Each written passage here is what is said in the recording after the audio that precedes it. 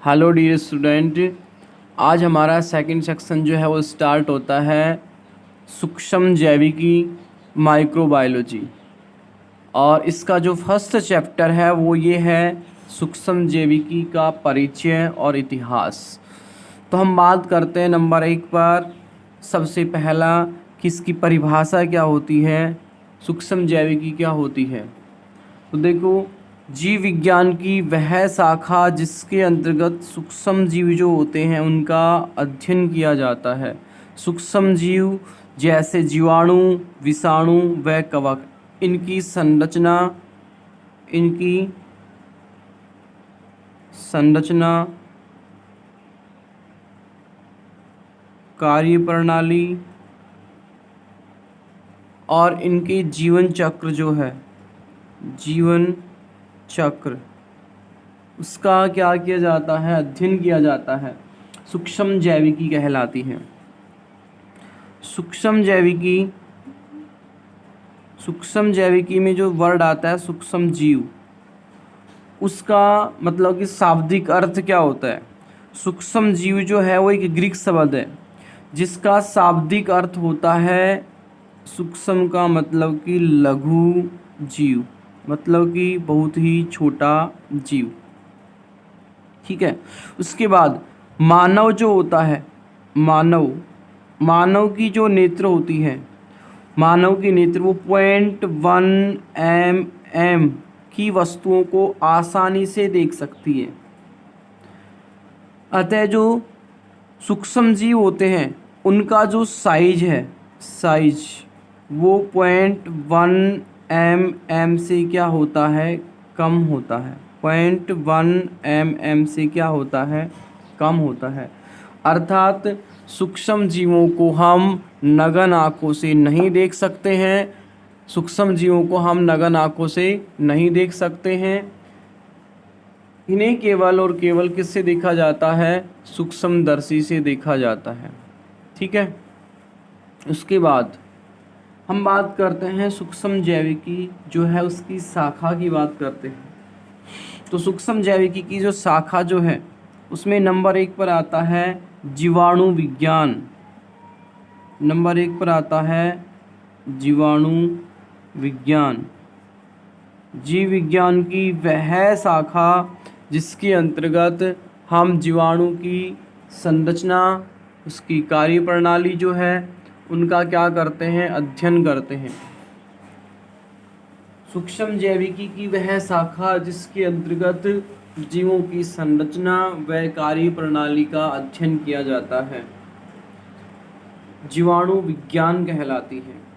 उसके बाद नंबर 2 पर आता है विषाणु विज्ञान, वायरोलॉजी, ये बैक्टीरियोलॉजी, ये वायरोलॉजी। तो सूक्ष्म जैविकी जो है उसकी वह शाखा जिसके अंतर्गत विषाणु की संरचना व उसकी कार्यप्रणाली का अध्ययन किया जाता है, क्या कहलाती है, विषाणु विज्ञान, वायरोलॉजी जो है वो कहलाती है। उसके बाद में नंबर 3 पर कवक विज्ञान, सूक्ष्म जैविकी की वह शाखा जिसके अंतर्गत कवकों की संरचना व कार्यप्रणाली का अध्ययन किया जाता है। ठीक है, वो कहलाती है कवक विज्ञान। नंबर 4 पर आता है शैवाल विज्ञान।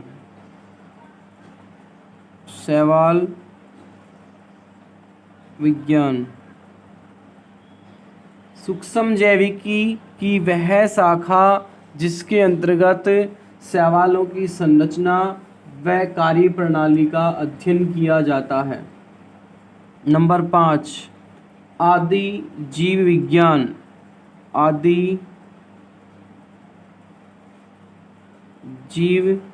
विज्ञान। सूक्ष्म जैविकी की वह शाखा जिसके अंतर्गत प्रोटोजोआ जो है उन प्राणियों की संरचना व कार्य प्रणाली का अध्ययन किया जाता है, आदि जीव विज्ञान जो है वो कहलाती है। जीवाणु विज्ञान को बोलते हैं बैक्टीरियोलॉजी।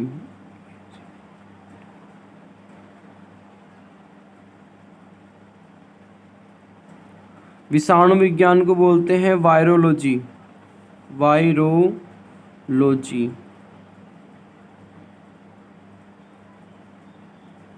कवक विज्ञान को बोलते हैं माइकोलॉजी। शैवाल विज्ञान को बोलते हैं फाइकोलॉजी, फाइकोलॉजी। और आदि जीव विज्ञान है उसको बोलते हैं प्रोटोबायोलॉजी, प्रोटोबायोलॉजी। तो ये है सूक्ष्म जैविकी की 5 शाखाएं, बैक्टीरियोलॉजी, वायरोलॉजी, माइकोलॉजी, फाइकोलॉजी और प्रोटोबायोलॉजी। इसके बाद जो सूक्ष्म जीव होते हैं वो मानव के लिए ज़्यादातर हानिकारक होते हैं। क्या होते हैं? मानव के लिए ज़्यादातर हानिकारक होते हैं, जो मानव में विभिन्न प्रकार के रोग उत्पन्न करते हैं। हानिकारक होते हैं क्योंकि मानव में क्या करते हैं? विभिन्न प्रकार के रोग उत्पन्न करते हैं। लेकिन इसके अलावा कुछ जीव जो होते हैं, कुछ जो सूक्ष्म जीव होते हैं वो क्या होते हैं? लाभदायक होते हैं। कुछ सूक्ष्म जीव क्या होते हैं? लाभदायक होते हैं। लाभदायक क्यों होते हैं? क्योंकि उनके द्वारा विभिन्न प्रकार की औषधि बनाई जाती हैं, विभिन्न प्रकार की औषधियाँ बनाई जाती हैं और विभिन्न प्रकार के जो कार्बनिक अम्ल होते हैं वो बनाए जाते हैं, कार्बनिक अम्ल बनाए जाते हैं। इनके अलावा सूक्ष्म जीवों का उपयोग प्रयोगशाला में या फिर उद्योगों में होता है, इसलिए कुछ सूक्ष्म जीव क्या होते हैं? लाभदायक होते हैं और अधिकतर क्या होते हैं? हानिकारक होते हैं, क्योंकि वो मानव में या फिर अन्य जीवों में क्या करते हैं? रोग उत्पन्न करते हैं। ठीक है। इसके बाद हम बात करते हैं, इसके इतिहास की बात करते हैं। हिस्ट्री, इतिहास की बात करते हैं। इतिहास में नंबर 1 पर आता है एंटोन वॉन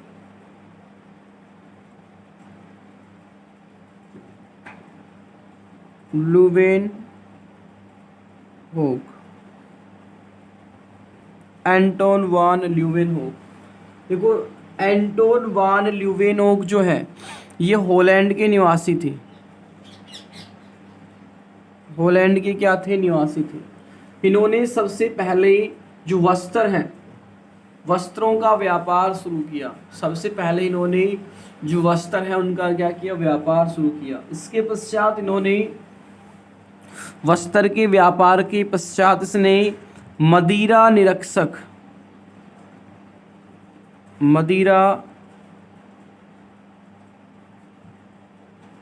निरीक्षक जो है उसका कार्य किया। और जब ये मदिरा निरीक्षक के रूप में जब कार्य कर रहे थे तो इन्होंने कांच की टूटी हुई जो बोतल होती है, कांच की टूटी हुई बोतल से लगभग 250 सूक्ष्मदर्शी, 250 माइक्रोस्कोप जो है उनको क्या कर दिया? बना दिया। जब वो मदिरा निरीक्षक का कार्य करते थे उस समय कांच की टूटी हुई बोतल जो होती हैं उससे लगभग 250 माइक्रोस्कोपिक जो लेंस होते हैं, माइक्रोस्कोपिक यानी सूक्ष्मदर्शी के जो लेंस होते हैं उनको क्या किया? बनाया, उनका आविष्कार किया। और इन लेंसों की सहायता से जल, मृदा, मल और दंत जो खुरचन होता है, दंत खुरचन से सूक्ष्म जीव जो है उनको पृथक किया, से सूक्ष्म जीव जो हैं उनको क्या किया, पृथक किया, अलग किया। और अलग करने के बाद इन सूक्ष्म जीवों की संरचना जो है, जब इन्होंने क्या किया, जब 250 माइक्रोस्कोपिक लेंस को आविष्कार किया, उसको डिस्कवर किया, डिस्कवर करने के बाद ये प्रदूषित जल, मृदा व मल तथा दंत के जो खुरचन है उनसे सूक्ष्म जीवों को क्या किया, पृथक किया। पृथक करने के बाद उन सूक्ष्म जीवों का उन्होंने सचित्र वर्णन किया, और सचित्र वर्णन जो है उसने एक शोध पत्र में प्रकाशित किया। सचित्र वर्णन एक शोध पत्र जो है उसमें प्रकाशित किया, और शोध पत्र जो है, शोध पत्र उसका नाम था एनीमैक्यूला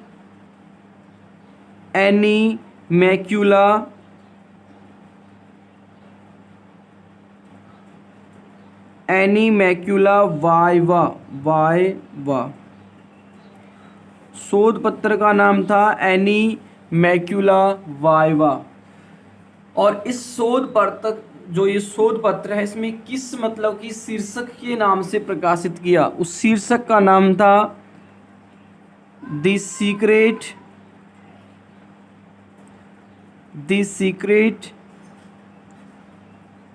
ऑफ नेचर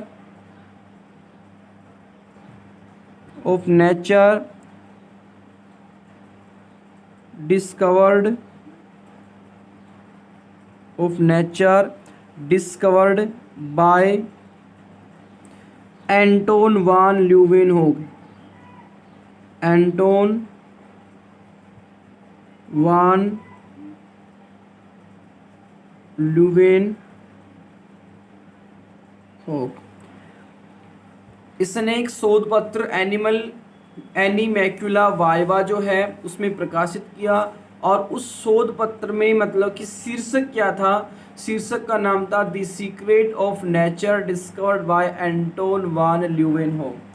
इस शीर्षक के नाम से इस शोध पत्र में क्या किया, प्रकाशित किया, सूक्ष्म जीवों की संरचना को सचित्र वर्णन करते हुए। तो एंटोन वान ल्यूवेनहोक ही प्रथम ऐसे व्यक्ति थे जिसने जीवाणु, अंडाणु, शुक्राणु और प्रोटोजोआ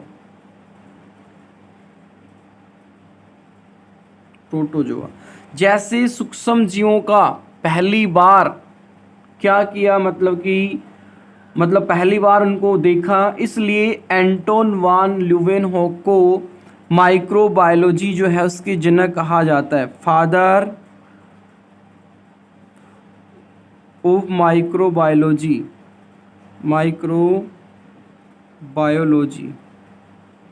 तो सबसे पहले एंटोन वान जो ल्यूवेनहोक थे, ये हॉलैंड के निवासी थे।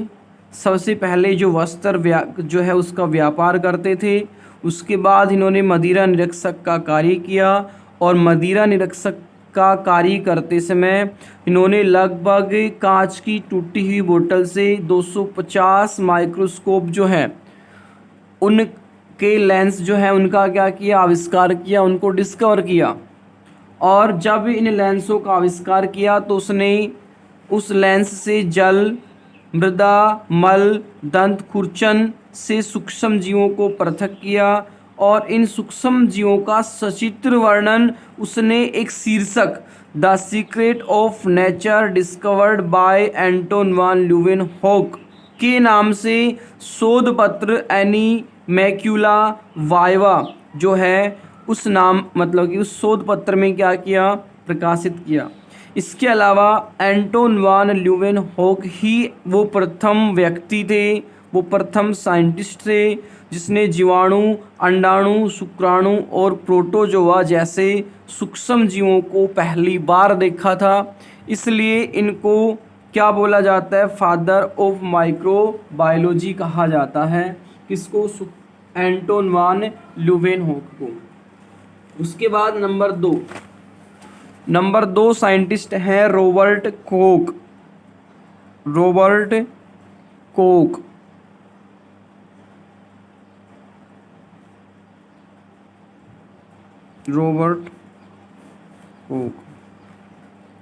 रॉबर्ट कोक जो है, इसने माइक्रोबायोलॉजी में अपना मतलब कि योगदान किस प्रकार से दिया रॉबर्ट कोक ने। तो सबसे पहले रॉबर्ट कोक ने सबसे पहले ठोस संवर्धन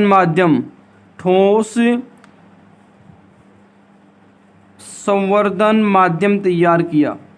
जो संवर्धन माध्यम होते हैं वो ठोस संवर्धन माध्यम सबसे पहली बार जो है वो तैयार किसने किया? रॉबर्ट कोक ने। जैसे कि एगार संवर्धन, ठीक है। उसके बाद रॉबर्ट कोक ने ही सर्वप्रथम सूक्ष्म जीव जो होते हैं, सूक्ष्म जीव को अभिरंजित करने वाले अभिरंजक एलेनिन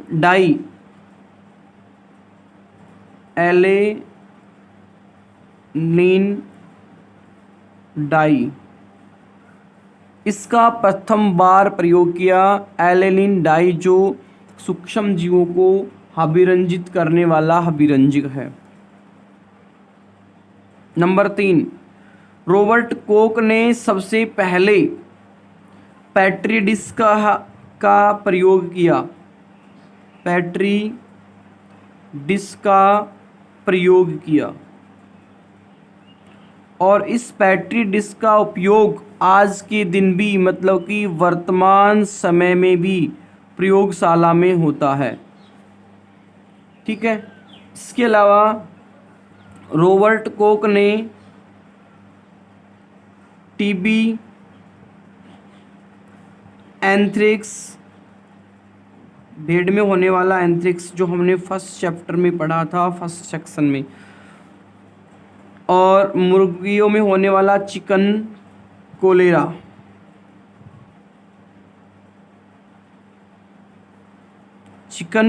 किसके कारण होता है? एंथ्रेक्स किसके कारण होता है? टीबी किसके कारण होता है? इन सभी के जो रोगजनक जो होते हैं, रोगजनक, उनको क्या किया? डिस्कवर किया, उन रोगजनक को खोजा रॉबर्ट कोक ने।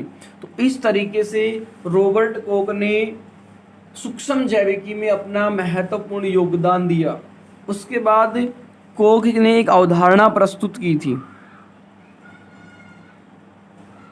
कोक की अवधारणा क्या है? देखो, रॉबर्ट कोक की अवधारणा में कुछ पॉइंट हैं।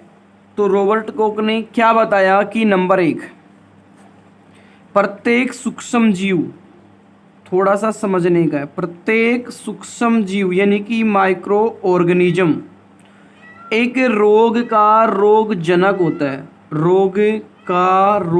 होता है। सही बात है।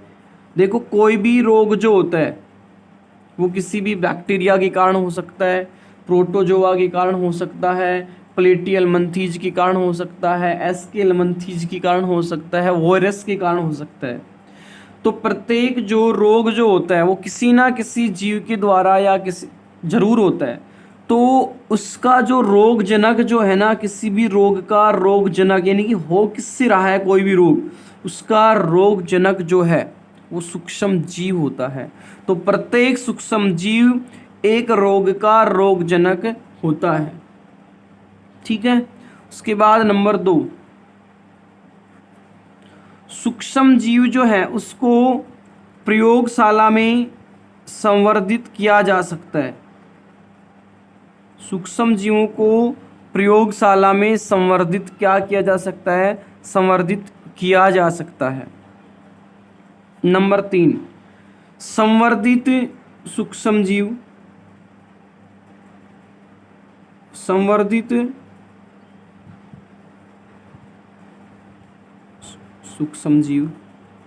यदि शरीर में प्रवेश करवा दिया जाए संवर्धित सूक्ष्म जीव को,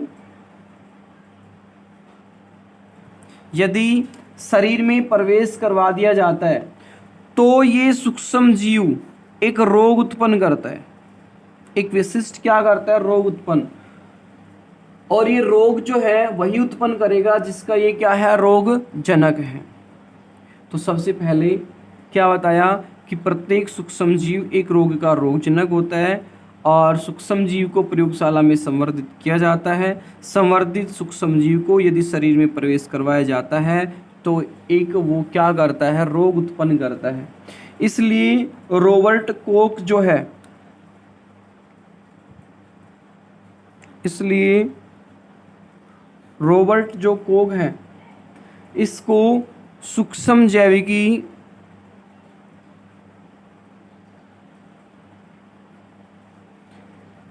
की कार्यप्रणाली